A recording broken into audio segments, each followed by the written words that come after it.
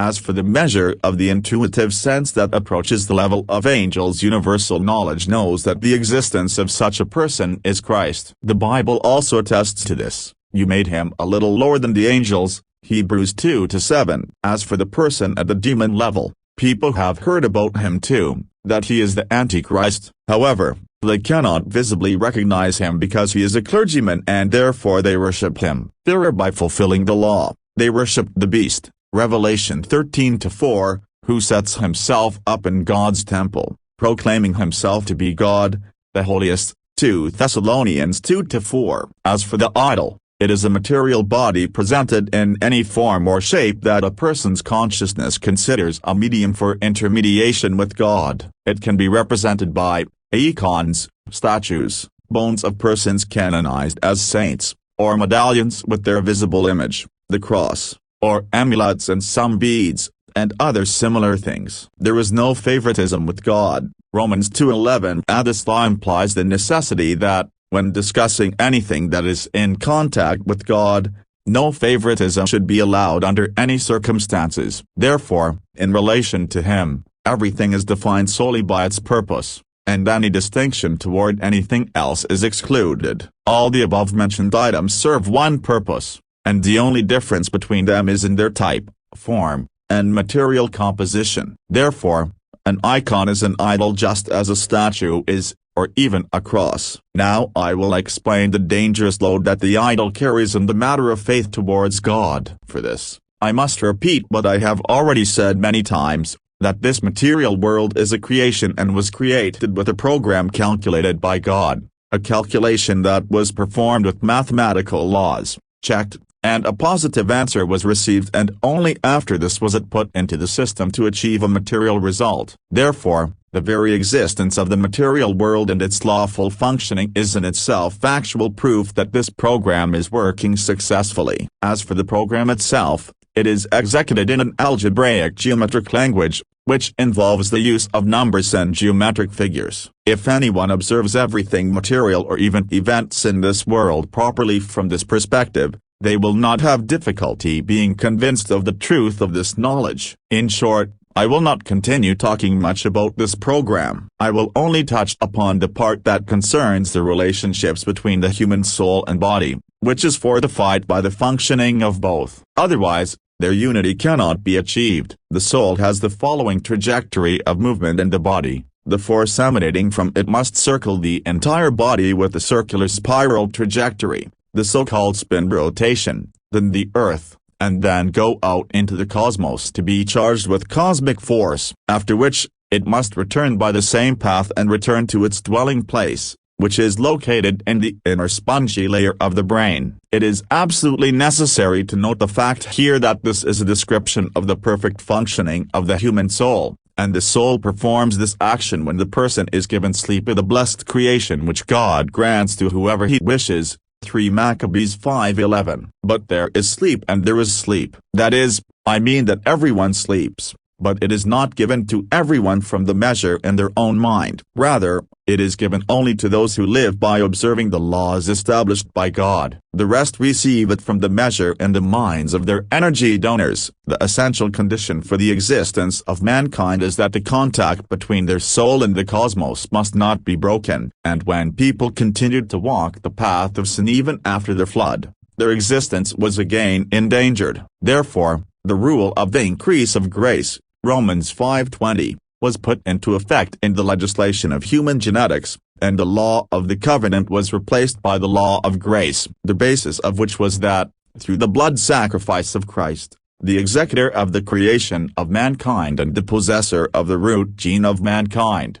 it became possible for human souls to block the direction leading to the gene of their ancestors' sinful inheritance. To explain the statement more clearly, it is as follows. According to the new covenant, every newborn child in the period following Jesus Christ is given a soul baptized with the grace of the Holy Spirit at birth. This means that child is baptized from birth, and their godfather is Christ. You have probably guessed why God considered such an action necessary, which Jesus, of course, knew in advance. Obviously, It is because human souls were so burdened with sins that they no longer had the strength to contact the cosmos. Therefore, the existence of the human race since the period after Christ has been maintained by the souls of children. Because the fallen angel Satan had this knowledge, he calculated an action from the beginning with which the Antichrist would manage to pull the wool over the eyes of humanity through influence on the souls of children and seize a share of the children's vital energy. As a result, he even succeeded in making people worship him. You probably also realize what a lion's share of responsibility parents bear in the misfortune that has befallen children and youth during these 2,000 years, and especially in this end time. Now I will return to the issue of the symbol of the cross. It has the same weight in the universe's program as the coordinate plane in a circle. That is,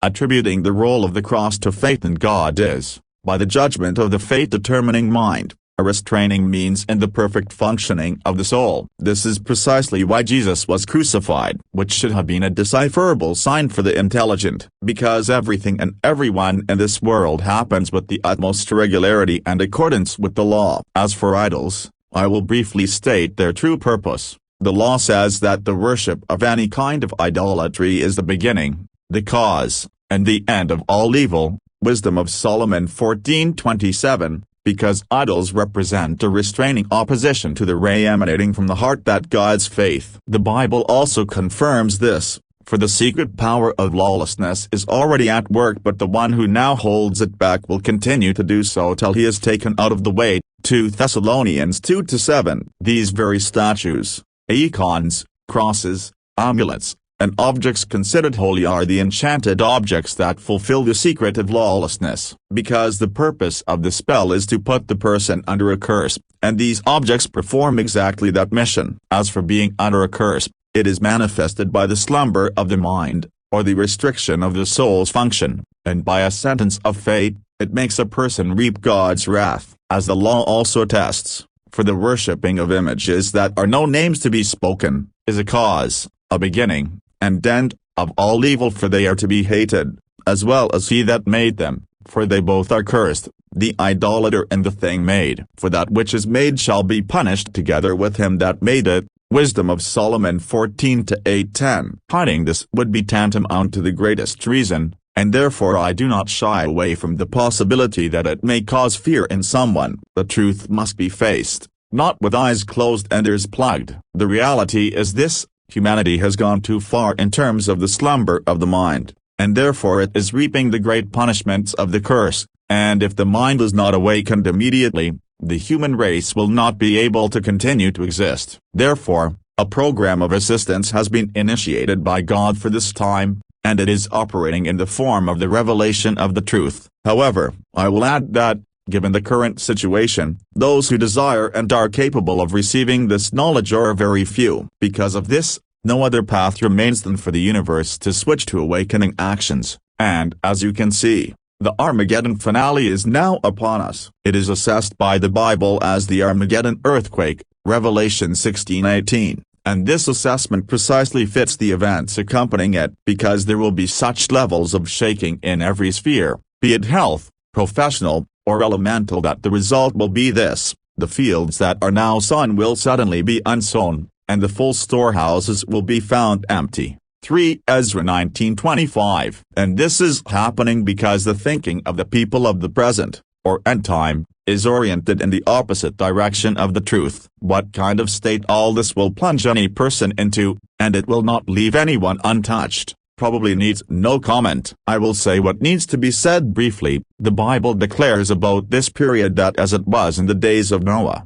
so it will do when the Son of Man comes. For in the days before the flood, people were eating and drinking, marrying and giving in marriage, up to the day Noah entered the ark, and they knew nothing about it until the flood came. When that day comes, 2 men will be in the field, one will be taken and the other left. 2 women will be grinding with the hand mill, one will be taken and the other left. Therefore keep watch and be ready. Matthew 24:37-41. Do you know what this law implies? It can be fulfilled individually for every person, or possibly for groups of a certain size, or even on the scale of countries, because the decisive factor here is grouping by the type of sin and recompense accordingly. Therefore, A sentence has already been passed on every country, and its execution is ongoing. It is true that no one and nothing can change this sentence, but you, who are a citizen of country that has already been sentenced, can save yourself and your family from the punishments that have been sent,